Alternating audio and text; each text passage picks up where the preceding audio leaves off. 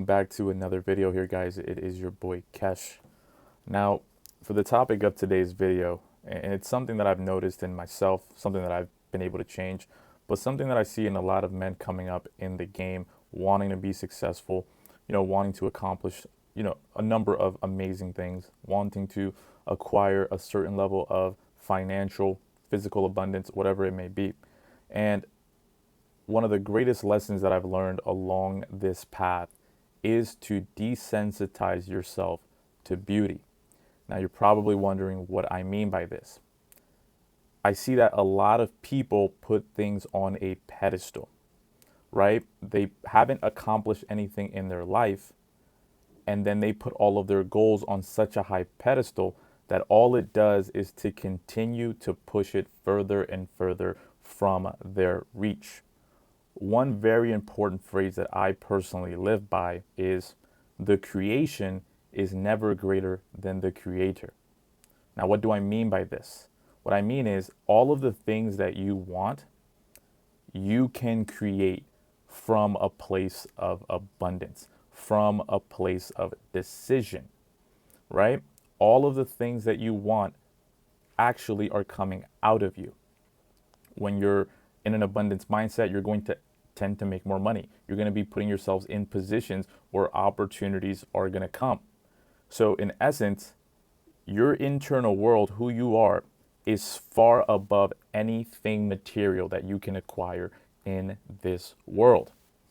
What that level of understanding is going to do is it's going to make all of these material obsessions, these goals, these accomplishments that you're looking to obtain, it's going to bring them off of the pedestal that you may have put it on before and actually become something that you can accomplish, right? If you put something on a pedestal, what you are in essence doing is telling the universe that you are not good enough to make that your new reality, to make that your new normal, right? The billionaire who's had a yacht for 10 years is not nearly as happy as when he had it in his first week, right? I heard a pretty interesting and funny joke the other day, and it said, the two happiest days for a boat owner are the day that he buys it and the day that he sells it. So what we're doing here is we're putting all of these objects, all of these physical things above the manifester, above yourself, above the creator, right? And I wrote something the other day as I was thinking about desensitizing yourself to beauty, is that it actually makes you less manipulatable, right? It makes it more difficult for you to be manipulated, if I said that correctly, right?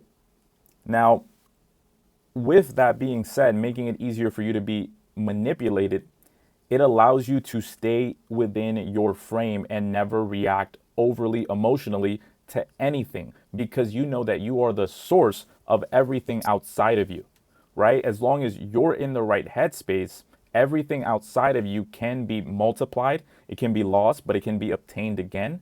Do not waste your time trying to essentially react to the outer world when you should be reacting to your inner world so that you're always in a place where you're never fully compromised. You can walk away from any situation and nothing blows you away because you know you can get more of it and or you have already seen it.